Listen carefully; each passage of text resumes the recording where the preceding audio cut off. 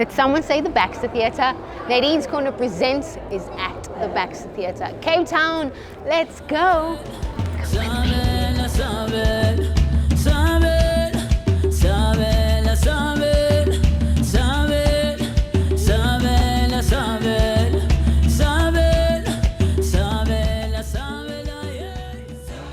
I am sitting next to one of the huge legends. If you do not know who this man is, first of all, he is, wow, he's won so many awards. He's a singer, he's a songwriter, and he's the founder of Nomadic Tribe Entertainment. His name is Ntsika. You might know this face, beautiful face from the soil. Hello. Hello. Thanks for having me, finally. Finally! I've been sending emails. Please have me on Nadine's Corner, please. Now you make me look bad. Hey, well, you should. You deserve Anyway, it. it's an honor having you on. Thank you. It's only an honor and a privilege. Thank you. Thank you for your time. No, thank you for having me. And let's get straight into it. Yeah. So how did you discover your vocal cords? Because were you in the shower, were you driving, and then you coughed, and then you sneezed, and I had a beautiful sneeze? So, I find this very strange because even when I discovered my vocal cords, I was not aware that I had discovered them. So there's a grade 2 report card that I stumbled upon, and it reads, Ntsika is a very quiet student. His motor abilities are developing quite well, but he comes truly alive when he starts singing. But I can't even remember that Ntsika. So it feels like, to me, that was testament that I've always been on this musical path, on this healing path, I guess, because I healed myself through music, and I was in a space that I would radiate in when I started singing. And it was, coined in a report card. And I know that I discovered it at a young age. Grade 2? Yeah, grade 2. Great. That is like 8 years old. Yeah, or even younger. So when did the collision happen? Like with you knowing and then actually coming on stage to do it? So at age 6 to 8, I then started dreaming about me being on stage. There's a dream that I vividly go back to as young as I was. I saw myself in a dream without a t-shirt on. I was performing in an arena with like plus minus 50,000 people, all sweaty and stuff. And I saw my older version of Ntsika, and I was singing to the audience. And when I woke up from the dream, I ran straight to my mom, and my mom just affirmed me, said, "Don't run away from it. It's something that you are born with, and it will define who you become in this world." And you have an album. Yes. I write what I dream. Yeah. Tell us about that. Full circle. Right? Yeah, because I've been dreaming. I've dreamt for the soil as well. But with this batch of songs, it was really sacred. You can literally see the covenant that my forefathers had with God, and it mirrors the covenant that I have with God, because the songs that they would come and sing for me in a spirit realm, I would then wake up remembering those songs. And it was a series of dreams. No dream was like the other. And I tried running away. I tried giving the songs away to other artists, and they would come back and say, Ntsika, these are beautiful songs, but we feel like they are meant for you. And when I stopped running and heeded my calling, what was born was I Write What I Dream. And I've been at like 2 shows of his. What I can tell you is it's very transcending, and that's what I want to touch on. Yes. So your music obviously comes from the elasticity of time that's just taken out. Let's go there first of all.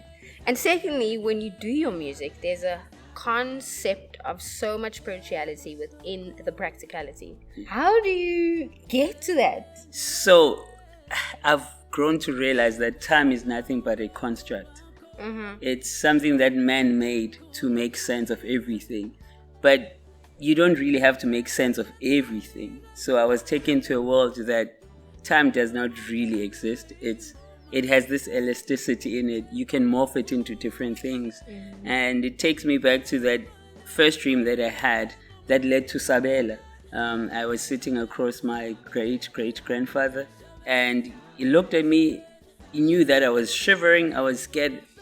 I was scared to, the tip of my toes all the way to my, hair strands.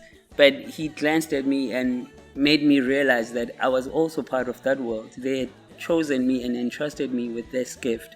And when I paid more attention, I could then start hearing the songs. And like I said earlier, I would wake up and remember them. But now what I do on stage that makes the shows, I don't even call them performances, I call them expressions.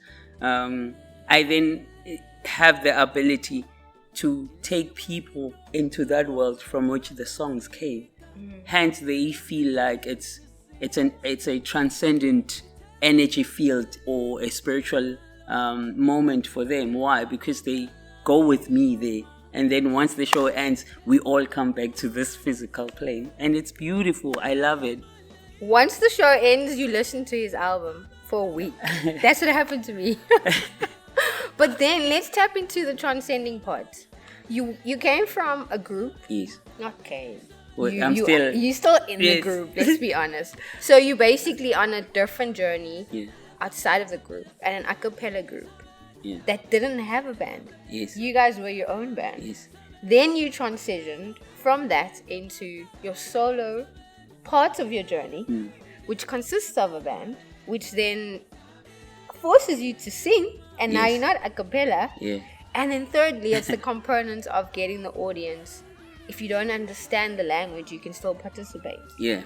That transition I've seen, but give us a glimpse of how you made that seem so seamless.